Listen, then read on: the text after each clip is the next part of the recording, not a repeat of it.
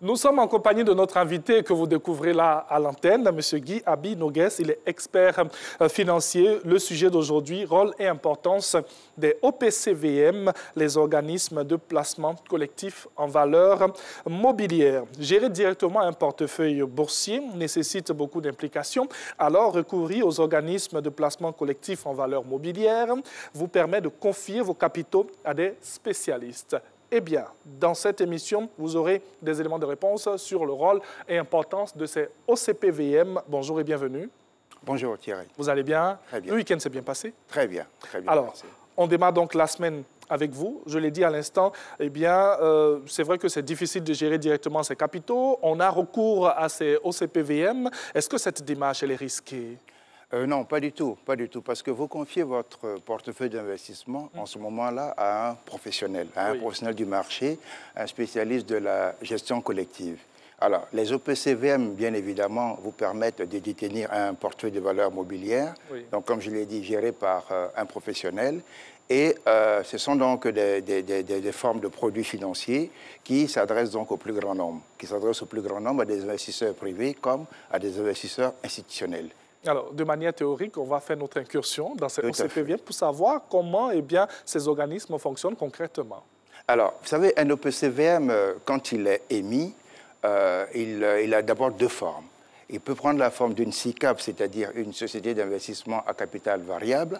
C'est donc une société par action, une société avec un conseil d'administration, et une société donc, qui émet des actions au fur et à mesure donc, des souscriptions, notamment des investisseurs. Ensuite, vous avez le fonds commun de placement. Le fonds commun de placement, lui, émet donc des parts. Il n'a pas de nature juridique. Et c'est donc un fonds qui émet des parts donc, pour le bénéfice donc, des investisseurs. Et lesquels investisseurs donc, achètent ce fonds-là pour bénéficier, et bien évidemment, de la gestion collective, de la gestion d'un professionnel des OPCVM. Alors, c'est ça la différence entre les SICAV et les FCP? Voilà, c'est ça la différence. La différence réside donc dans les statuts. Quand vous regardez donc une SICAV a une structure juridique et elle est constituée sous la forme donc, d'un conseil d'administration. Elle a un conseil d'administration. C'est une société anonyme qui dispose d'un conseil d'administration.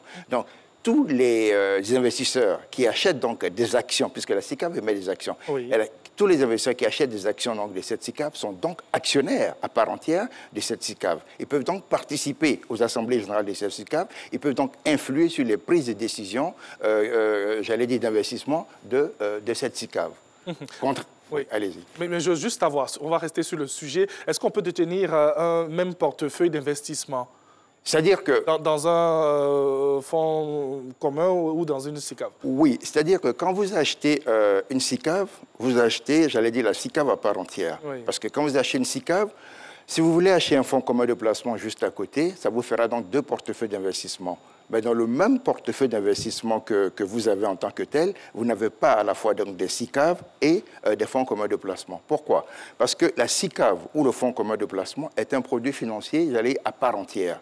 Et la SICAV peut être soit dominée par des actions, on l'appellera en ce moment SICAV par action, elle peut être dominée également par des obligations, on l'appellera en ce moment SICAV donc par obligation, ou elle peut être une SICAV donc diversifiée ou une SICAV monétaire. Donc tout cela pour répondre au profil donc, des risques des différents investisseurs. C'est la même chose pour le fonds commun de placement. Alors, soit vous achetez une SICAV, soit vous achetez un fonds commun de placement, mais de manière générale, le fonds le plus répandu, ce sont donc les fonds communs de placement. Alors, on va toujours rester sur le sujet pour pouvoir approfondir nos connaissances. Eh bien, lorsqu'on parle de OCPVM, ce que vous êtes en train de nous dire là, on peut comprendre aisément que ce sont des différents types de OCPVM?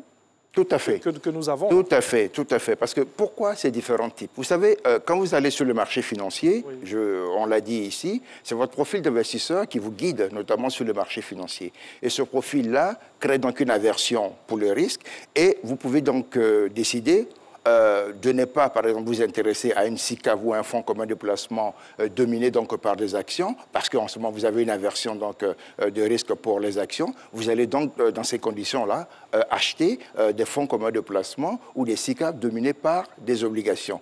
Mais de manière générale, quel que soit donc l'OPCVM que vous détenez entre les mains, que ce soit une SICAV ou un fonds commun de placement, même si c'est à dominante, j'allais dire, action, vous avez quand même des obligations, vous avez quand même des produits monétaires qui font partie donc, de ces SICAV. Quand on vous dit, par exemple, une SICAV à action, vous avez la majorité donc, des titres financiers détenus dans cette SICAV-là sont évidemment donc, des actions. De manière générale, entre 60 et 75% d'actions sont donc contenues dans ce fonds-là. Et le reste, c'est composé donc, des obligations et des titres du marché monétaire. Vous avez évoqué une aversion au risque. On a toujours le pied sur le frein. On joue toujours la carte de la prudence. Tout à fait, tout à fait. Parce que, vous savez, le principe de l'investissement reste le même. On l'a dit ici, quand vous décidez d'investir, la première des choses, on l'a dit, il faut définir votre profil d'investissement. Ce profil d'investissement vous permet donc d'afficher votre aversion pour le risque. On a dit également, vos objectifs financiers doivent être définis donc en amont. Et ensuite, on a dit, tout cela vous permet de déterminer notamment votre champ d'investissement. Ben, lorsque le champ d'investissement est déterminé, il est défini, qu'est-ce que vous devez faire? Vous devez maintenant choisir, aller maintenant à l'allocation d'actifs, choisir les actifs qui vont composer votre portefeuille d'investissement. Mais dans ces actifs-là, vous pouvez décider, au lieu d'aller par exemple acheter des titres vifs, qu'on appelle des titres vifs, c'est-à-dire les actions, les obligations en direct, vous pouvez décider d'acheter des OPCVM, c'est-à-dire soit des SICAV, soit des fonds communs de placement. C'est vrai qu'on a cité beaucoup d'éléments, mais vous allez nous dire pourquoi aujourd'hui, moi Thierry Angeval, je vais investir dans un OCPVM. Alors, mais la raison est toute simple. La raison est toute simple parce que vous bénéficiez, j'allais dire, vous allez bénéficier de trois gros avantages. Dites-nous. Le premier serait que vous allez déléguer votre portefeuille, la gestion de votre portefeuille à un professionnel. Donc, vous n'allez pas vivre ce stress quotidien, notamment qui est imputé à tous ceux qui gèrent leur portefeuille individuellement. Voilà. Ensuite, vous allez acheter les titres qui composent votre portefeuille d'investissement à faible coût. Je vous ai dit que la moyenne des cours, la moyenne des prix, disons, pour les OPCVM sur le marché financier, c'est de l'ordre de 3 à 4 000 francs CFA. Ensuite, vous allez bénéficier donc du principe de la diversification. Tout à l'heure, quand je vous ai dit que quand vous achetez par exemple une SICAV en action, une SICAV qui est dominée donc par des actions, ben, cette SICAV est composée à la fois des obligations et des titres du marché monétaire. Ça veut dire que vous avez peut-être la majorité donc, de cette SICAV est composée donc d'actions, mais vous avez également des obligations et des fonds, des titres du marché monétaire qui composent cette SICAV. Vous voyez, vous avez donc la diversification donc, de votre produit financier qui s'offre devant vous. Oui. Alors, donc, c'est ce qui vous permet notamment de bénéficier de tous les avantages quand vous décidez donc d'investir dans une SICAV. Et de manière générale, je recommande à tous les débutants, à tous ceux qui démarrent un processus d'investissement, de commencer d'abord par des OPCVM. À considérer ou pas la volatilité du marché? À considérer ou pas la volatilité du marché, parce que là, ce n'est pas vous qui gérez cela. Oui. Ce risque-là, il est géré directement par le professionnel du marché, notamment par le gestionnaire de votre SICAV. Lui, c'est un professionnel, c'est un professionnel de la gestion collective. Donc, il a les outils, il a les connaissances, il a les compétences pour gérer donc tout cet aspect des choses. Vous ne l'avez pas. Voyez. Alors, c'est comme si on vous disait, messieurs, voilà un portefeuille d'investissement, composez votre portefeuille d'investissement et gérez-le. Vous commencez tout de suite à avoir du stress. Alors, si vous confiez, par exemple, votre portefeuille d'investissement à un professionnel, ben, c'est son métier de tous les jours. Quand il se lève le matin, quand il part se coucher le soir, il n'a que ça en tête. Donc, il est beaucoup plus apte à vous aider, notamment dans la gestion de votre portefeuille d'investissement. Parce que je voudrais dire, pour compléter cela, lorsqu'il gère votre portefeuille d'investissement, bien évidemment, il faut bien qu'il soit rémunéré. C'est clair. Donc, il perçoit ce qu'on appelle des frais de gestion. OK. Loin de moi l'envie d'être pessimiste, hein, mais c'est vrai que quand on parle de gérer des fonds pour quelqu'un, on a envie d'avoir le regard un peu là-dessus. Pas d'ingérence de notre part. Oui. Non, pas d'ingérence parce que, vous savez, quand vous décidez donc d'acheter un OPCVM, tout ce qu'on a défini ici en ce qui concerne donc l'achat d'un titre vif, notamment la détermination de votre profil d'investisseur, tout cela également est fait. Mais quand vous décidez d'acheter un OPCVM, le principe c'est que vous acceptez en même temps de déléguer la gestion de votre portefeuille d'investissement à un professionnel du marché. Ce sont des clauses qu'il faut respecter. Ce sont des clauses qu'il faut respecter. Donc, à partir de cet instant-là, vous n'avez plus le stress d'une gestion en tant que quotidienne et ce professionnel-là se substitue à vous pour pouvoir gérer votre portefeuille d'investissement. Et si c'est une SICAV, là, vous avez votre mot à dire, notamment à l'occasion des assemblées générales qui vont se tenir. Vous pouvez donc peut-être critiquer la gestion donc, de ce portefeuille d'investissement parce que vous êtes plusieurs actionnaires. N'oubliez pas, vous êtes actionnaire dans le cadre d'une SICAV. Vous pouvez critiquer donc, la gestion de votre portefeuille d'investissement. Vous pouvez faire des recommandations donc, au gestionnaire qui, lui, est obligé de les tenir, de prendre en compte ce que vous dites. Mais il y a un élément qui est essentiel dans tout cela, c'est que lorsque vous décidez d'acheter donc, un OPCVM, il vous est remis ce qu'on appelle un document d'information. Et dans ce document d'information, la politique d'investissement, la politique de gestion, notamment de cet OPCVM, vous est clairement donc indiquée. On peut critiquer la gestion, mais si on n'est pas trop content, on peut en sortir? On peut en sortir. Oui. On peut en sortir. C'est pour cela qu'il y a des frais de sortie. Oui. De manière générale, quand vous achetez donc un OPCVM, on vous demande de l'acheter peut-être pour 3 ou voire 5 ans. Et pendant cette période-là, vous êtes censé, en principe, ne pas sortir. Oui. C'est pour ça qu'on met des frais de sortie, notamment pour freiner, pour décourager donc les investisseurs à franchir donc ce pas-là. Mais si vous décidez tout de même de sortir, vous allez donc subir, donc, vous allez payer donc les frais de sortie qui, de manière générale, tournent autour de 2% de la valeur de votre portefeuille d'investissement, et puis vous sortirez de cet OPCVM. Les investisseurs eh bien, sont nombreux en Côte d'Ivoire. Alors, à part cette plateforme Matin Bonheur où on a tous les éléments de réponse, eh bien, comment est-ce qu'on peut avoir toutes ces connaissances sur ces organismes et aisément travailler avec? Alors, on l'a dit ici, je voudrais donc me répéter là-dessus. Répétition étant pédagogique. Tout à fait. Vous savez que toutes les banques de la place ont compris donc le principe de la gestion collective. Oui. Et le principe de la gestion collective, notamment les OPC, vous permet de collecter de l'épargne auprès donc des investisseurs. Et c'est cette épargne ensuite qui est investie notamment sur le marché financier en achetant donc les actifs financiers. Alors, vous avez donc ces banques qui existent, mais qui, à côté d'elles, ont toutes des sociétés de gestion d'OPCVM. Oui. Et donc, vous devez donc vous approcher donc des banques de la place qui, elles, vont vous conduire donc vers leurs filiales qui sont spécialisées dans les gestions d'OPCVM, auprès de qui vous allez donc acheter tous ces produits financiers. Est-ce qu'il faut privilégier une forme d'OCPVM par rapport à une autre? Non, là, ça dépend de votre profil d'investisseur. Ça dépend donc de votre appétit même par rapport aux produits financiers. C'est comme si vous me dites, entre une action et une obligation, qu'est-ce que je dois acheter? Là encore, vous voyez que ça dépend de votre profil d'investisseur. Oui. Si vous avez une aversion pour le risque, vous n'allez pas acheter une action. Vous voyez, vous allez plutôt acheter un titre obligataire. Donc, c'est la même chose pour les OPCM. C'est pour ça que vous avez le choix. Vous avez donc la SICAV et vous avez donc le fonds commun de placement. À l'intérieur, maintenant, de ce premier choix qui s'offre à vous, vous avez donc des différentes catégories, notamment donc de SICAV et de fonds qui, elles, sont associées soit à des actions, soit à des obligations, soit à des titres de marché monétaire, soit c'est un mixte qui est fait et qui vous est vendu sous forme de produits diversifiés. Je me permets de rester dans le jeu de mots. Vous avez parlé d'appétit. Est-ce qu'il faut être gourmand quand on sait que la gourmandise, c'est un vilain péché? Non, ça dépend de comment dirais-je, le montant que vous voulez mettre sur la table. Okay. Si vous décidez donc d'investir et vous démarrez donc avec un gros montant, je vous l'ai dit ici, il faut investir donc à tempérament. Okay. Il ne faut pas tout de suite injecter toute la somme que vous avez sur le marché financier. Vous investissez à tempérament, cela vous permet donc de lisser et de réduire donc vos coûts d'investissement par rapport donc au marché, et cela vous permet donc d'avoir des coûts qui fluctuent sur le marché, et cela vous permet bien évidemment, comme je l'ai dit, de lisser vos coûts, donc d'avoir une moyenne des coûts qui vous est favorable. Parce que quand vous achetez un titre ou quand vous achetez un OPCVM, n'oubliez pas, vous avez toujours des frais à payer, notamment aux professionnels du marché. On va certainement revenir sur un élément et surtout s'attarder là-dessus. Qu'en est-il des émissions? Comment ça marche? Alors, les émissions d'OPCVM dans le cadre de la SICAV sont faites directement par la SICAV pour le compte donc, des investisseurs qui achètent donc, leurs produits financiers. Et dans le cadre d'un fonds commun de placement, c'est fait directement par la société de gestion qui gère ce fonds de commun de placement et qui met donc ces titres, notamment ces produits-là, à la disposition des investisseurs.